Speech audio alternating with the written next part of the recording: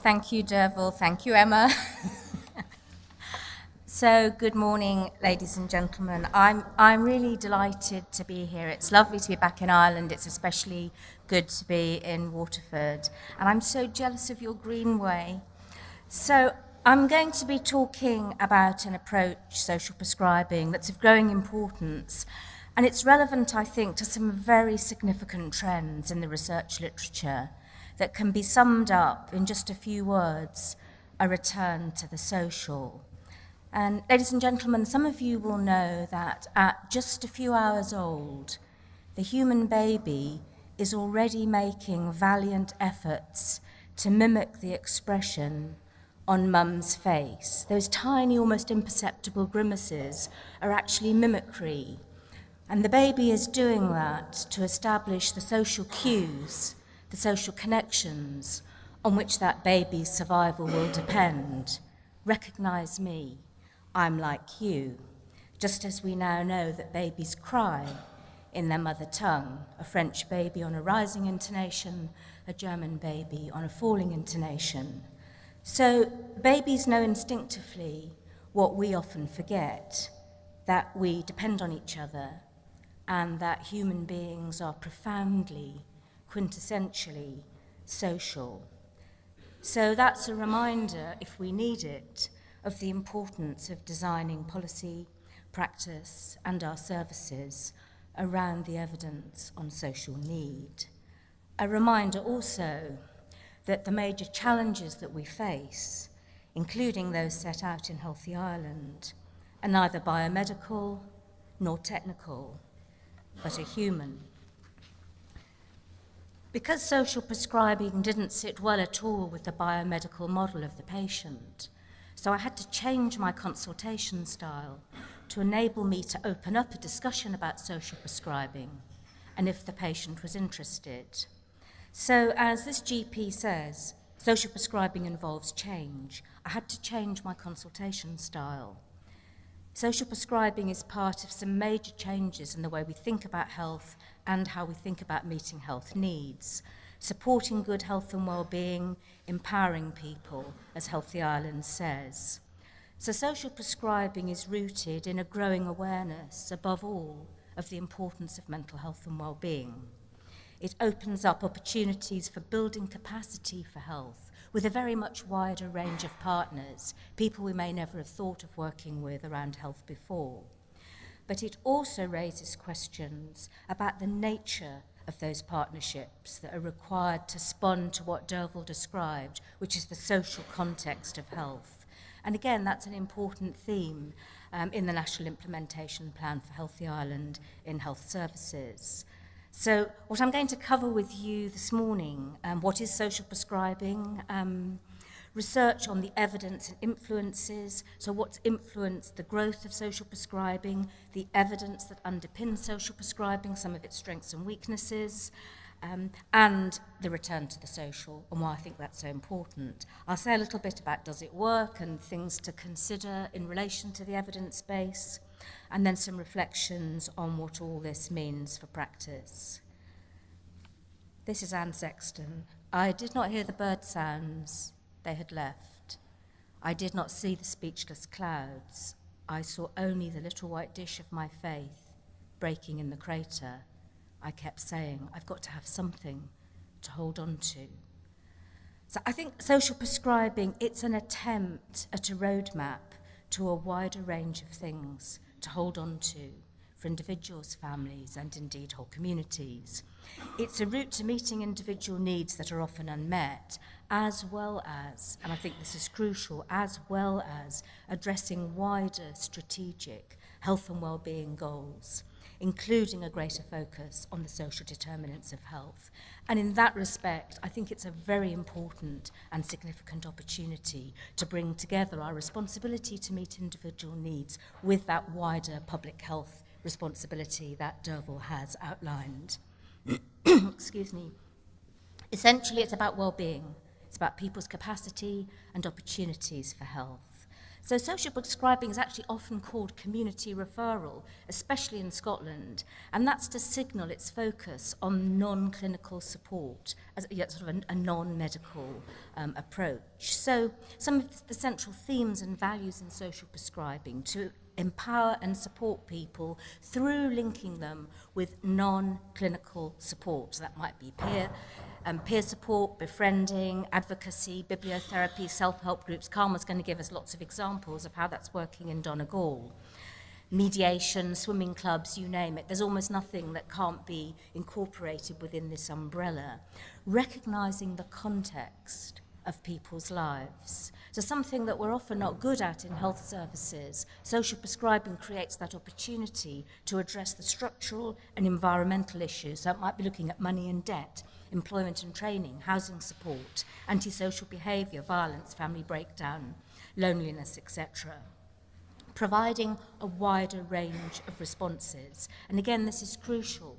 There isn't one perfect solution to issues like drug and alcohol misuse, increasing physical activity, coping with long-term conditions, breakdown in families. So this is about involving more than the usual suspects and widening our understanding of what's out there in the community. Recognising, finally, that people may need support to access stuff. So it's not just signposting, but can also involve supported access. And what does that mean, to actually support someone to access what's available in their communities? The final element of social prescribing that some people might say is the most important and that's often missed out of the evaluations is that social prescribing, like time banking, and the two are often linked, can also create opportunities for people to feel valued themselves for their contribution.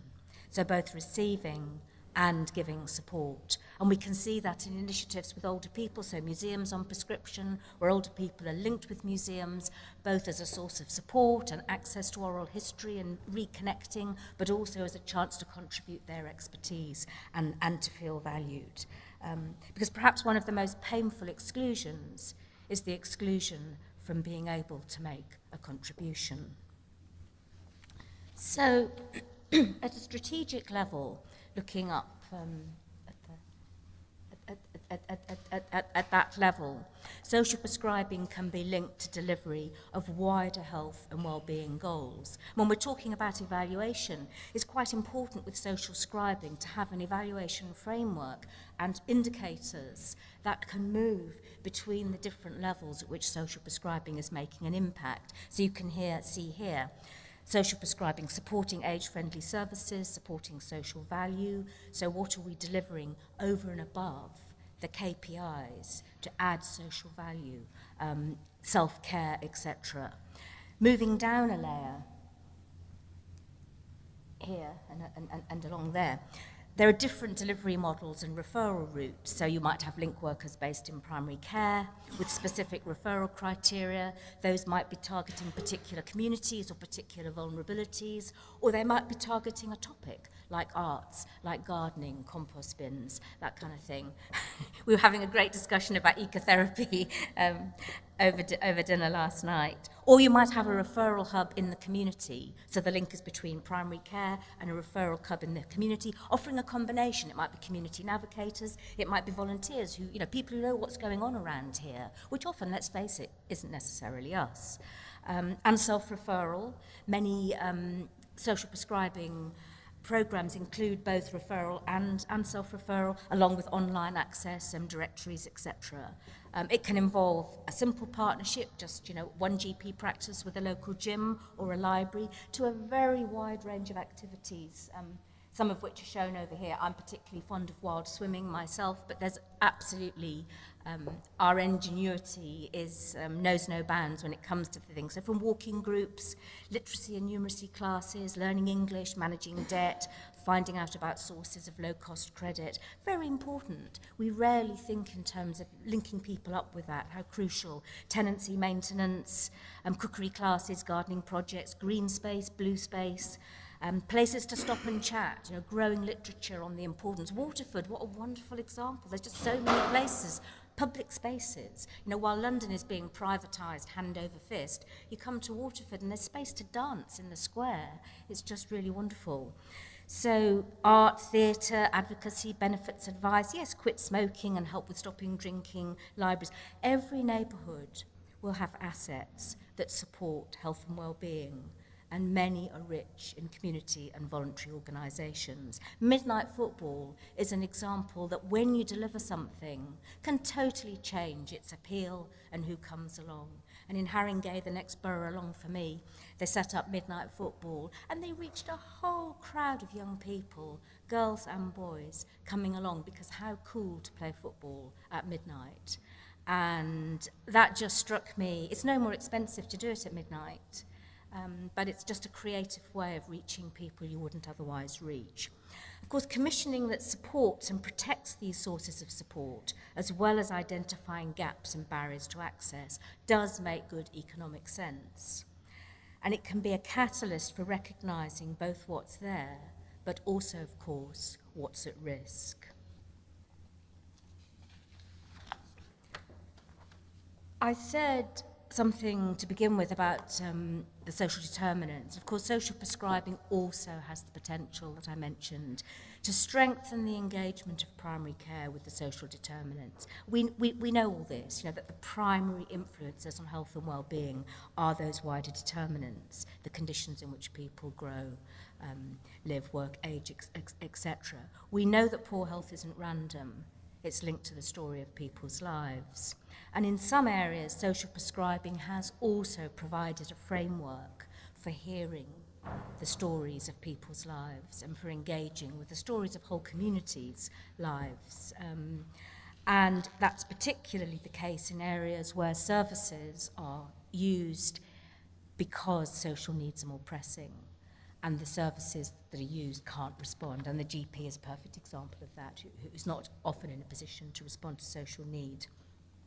So she'd never had a proper formal education. She started going to these classes, learned about art history, things she'd never studied before. It gave some focus to her life and perhaps kind of stabilised her mentally. The mental illness problems went away.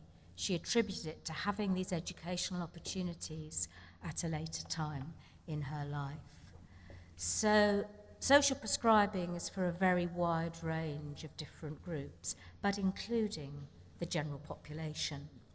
The desire to reduce the GP workload, as I mentioned earlier, is often a catalyst. So, for example, in Liverpool, the Primary Care Deprivation Initiative, which introduced education, welfare rights, other advisors and link workers right into the heart of primary care, achieved a 2% decrease in GP consultations in the first year. And those findings have been replicated since in many later studies. So, talking of evidence, it's very important to recognise the limitations to the evidence base and to be pragmatic about that. The major thing that is missing is a comparison between what social prescribing delivers and what we get via usual care.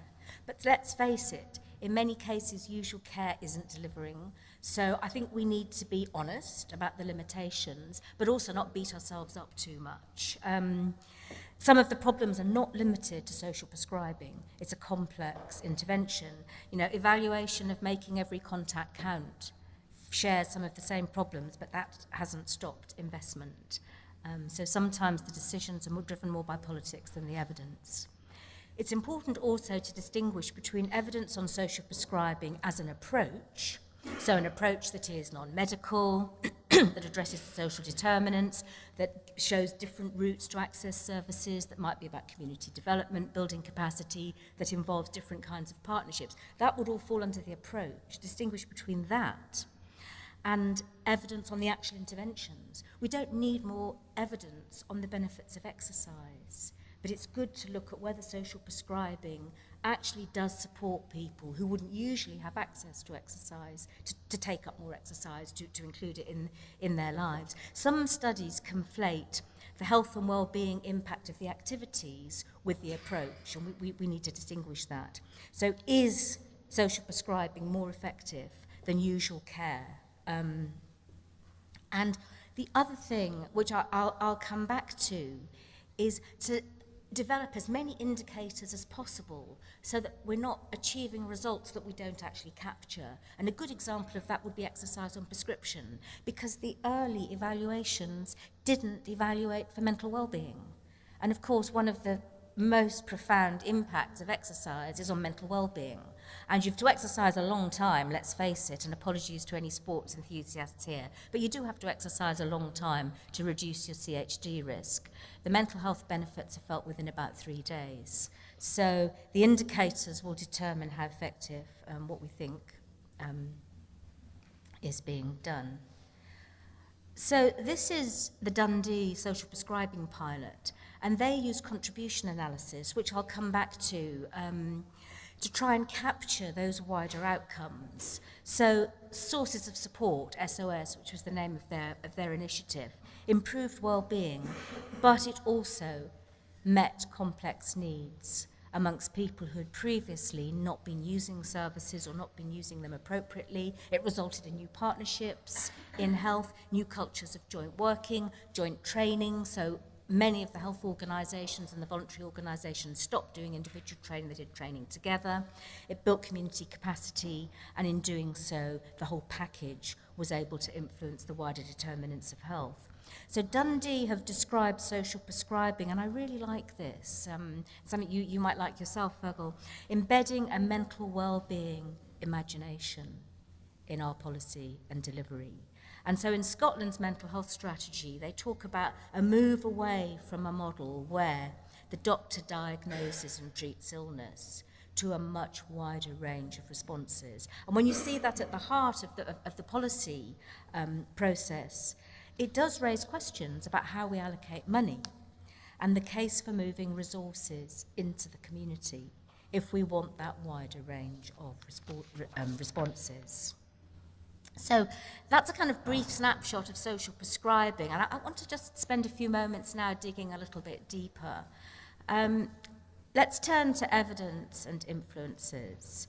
As I mentioned, social prescribing is driven by a growing body of evidence on the importance of mental health and its impact on a very wide range of outcomes, along with the evidence of the value of like a greater psychological awareness in how services are delivered.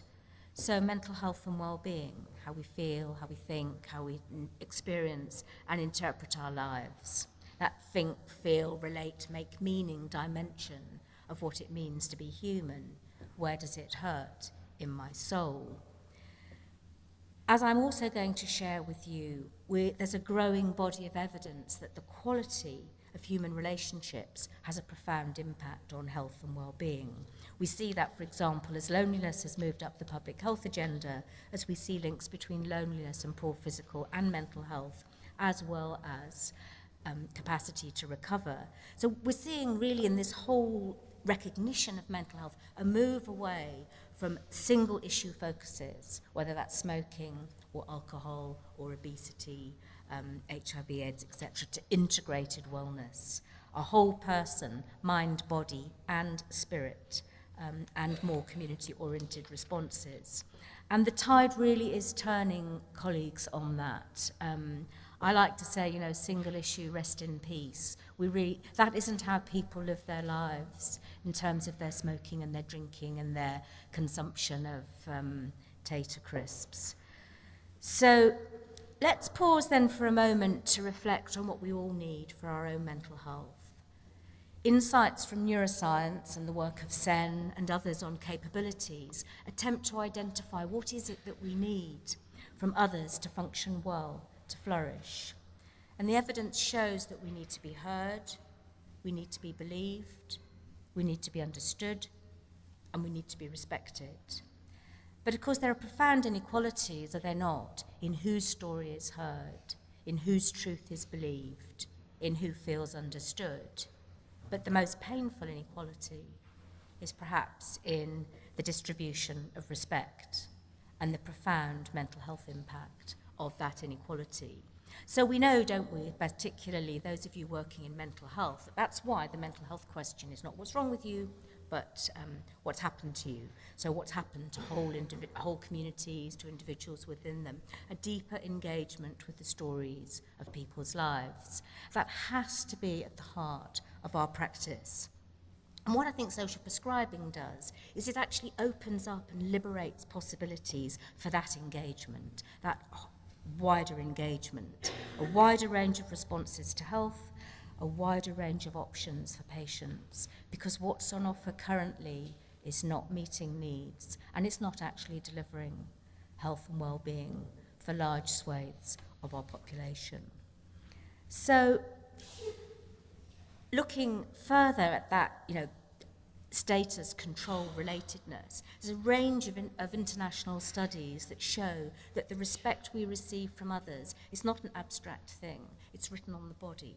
So the respect we receive from others, control, influence over things that affect your life, feeling you have a say, that things aren't being done to you, relatedness, affiliation, a sense of belonging, all those things, they're universal determinants of well-being. We need to pay much more attention to the impact of injuries to those needs. And all of this, I think, is part of an international interest in well-being and efforts to capture the missing dimensions of poverty. So the pain of being made to feel of no account. Sen talks about the ability to go about without shame as a fundamental human freedom. So yes, of course, material circumstances matter, but also control, political voice, the freedom to live a valued life. There's a difference, isn't there, between fasting and starving.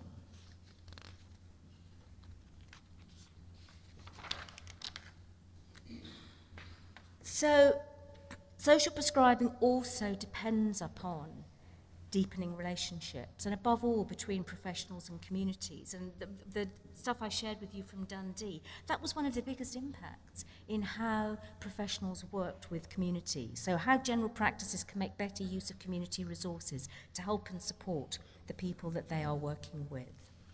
The evidence on services is also important here, and it's often under-acknowledged. We know that services can make a difference to reducing inequalities, particularly when they engage with rights and resources, when they respond to that broader context that I mentioned. So, does social prescribing work? And I guess the questions then are, does what work? What is it that we're measuring? For whom does it work? Does it work better for communities and individuals and groups who previously we've not been reaching? So is it making a bigger impact on health inequalities? And which outcomes are we measuring and at which level? So important to counter the naysayers. Lack of evidence for complex interventions is common.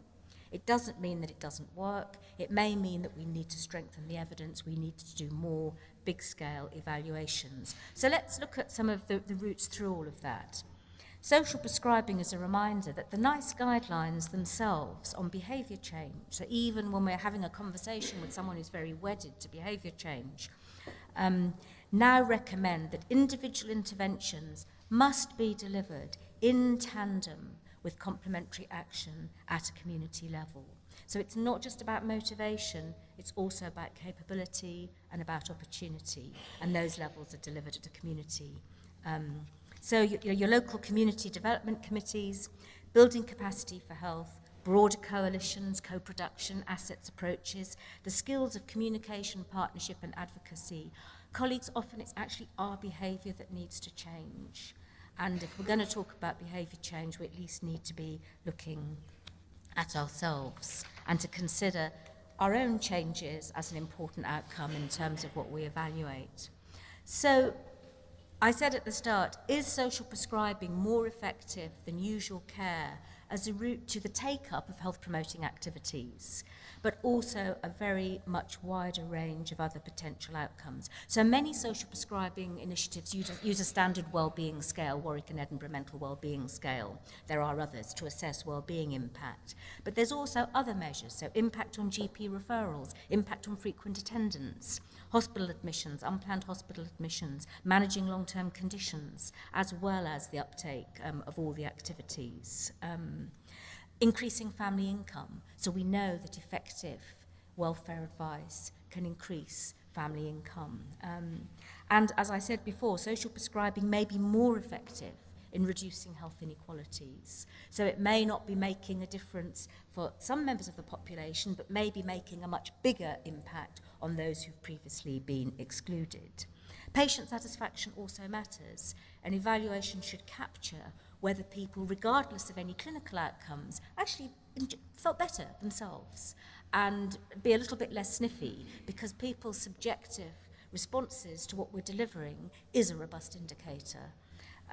There's also a crucial role, as we know, in the light of the stuff I've been sharing today, in how people feel treated fairly or not, with respect, feeling involved, listened to, in control. And we see this time and again in the testimonies of people who've been excluded, people with mental health problems, people living in poverty. Connect to our lives in ways that recognise the reality of what we're up against, respect our struggles. We can't cure people because a lot of their ills aren't illnesses, they are dis-ease rather than disease. So these are some of the benefits from a GP perspective described by the Maryfield practice in Dundee. Frank Webber said, managing complex consultations, my heart sink patients, quick response time, support for the patient while they're waiting, reduced frequent attendance, and hope. So the effect that social prescribing programs have on participants, but also on other people, on organisations, on wider systems. There was evidence of successful partnership working across a range of organisations, across statutory and voluntary sectors, to reach targeted populations. So yes, supporting individuals and families, yes, but potentially moving beyond that to involving whole communities, a kind of multiplier effect. So one organiser in Dundee said, you know, one summer we had parents attending picnics in the park with their kids. By the next summer, the parents were organising it. So in other words, the impact can be at a range of different levels and also includes opportunities to bring people together. So we loved this yesterday, so I'm going to just share it again, which is some of the other emerging evidence that lends weight to social prescribing. So this, for some of us, is the kind of cholera water pump moment, this slide on the value of social support integration. So the size of this effect, someone to turn to a sense of belonging, is comparable with quitting smoking and exceeds many other well-known risk factors, for example, obesity, physical activity, alcohol. So there we have it just in one, the case for increasing social support, social integration, and looking how our work helps people to feel part of the community, opportunities to contribute, to support others. These are major public health issues, and we've some way to go in recognising their importance in the way that we allocate resources. What's come from epigenetics is a body of evidence that underpins that, which is how social processes can influence gene function. It matters how a receptionist deals with you. It matters whether you think your neighbours are ignoring you. So in other words, systematic differences in social experience affect brain development. They influence stress responses, control of emotion, learning and behaviour over the life course. This is Clyde Hertzman. The most effective interventions will require a deeper understanding of how common social risks get under the skin to affect human biology and influence the causal pathways to disease. We need to talk much more about social risk and our response to it. As we can see here, as people's sense of control and influence increases, their health improves. Health is better in poor areas where people have more control, feeling you can influence things that go on around here. There's ongoing research on the positive health and social outcomes associated with community empowerment, and of course that also has important implications for approaches like social prescribing. So I guess what I'm trying to say is that there is a lot of evidence out there, and we need to think creatively about how we use it. And sometimes it's stuff that we wouldn't normally be reading. That's why I think the whole concept of social risk is so useful and valuable. So social prescribing has the potential to bring a very wide range of challenging issues together within one framework of flexible multi-agency responses, because Grandma was right. It is all in the mind, but it's written on the body. So psychic pain, and we've all had experience of this if we look into our hearts, is transformed into bodily complaints. That our body contains and expresses psychic pain that influences what we can't see, hormones through neuroendocrine pathways, cardiovascular function, so impact on CHD, CVD, immunity, and the clustering of metabolic disorders. So we have robust evidence of those links and their impact on mortality and morbidity, but also on use of services. Beyond diagnosis, we know quite a lot about the relationship between mental health problems and levels of morbidity and use of services. But beyond diagnosis, there's a relationship between poor well-being and somatized pain, medically unexplained symptoms. Considerable percentage of the population coping with medically unexplained symptoms and using services over and over again at great cost and pain to themselves, to the community, and obviously to services. So to achieve, for example, I quote again from Healthy Ireland, a complex outcome like increase the proportion of patients utilising self-care and self-management supports. That kind of outcome requires an understanding of all this and a kind of response and the complex response to it. And I think that social prescribing is at least worth a spin because we're not doing that well at the moment. And I think that's another response, isn't it, colleagues, to people saying, oh, evidence-based. So, well, is what we're doing at the moment really so fabulous that we can afford to close off exploration of other routes?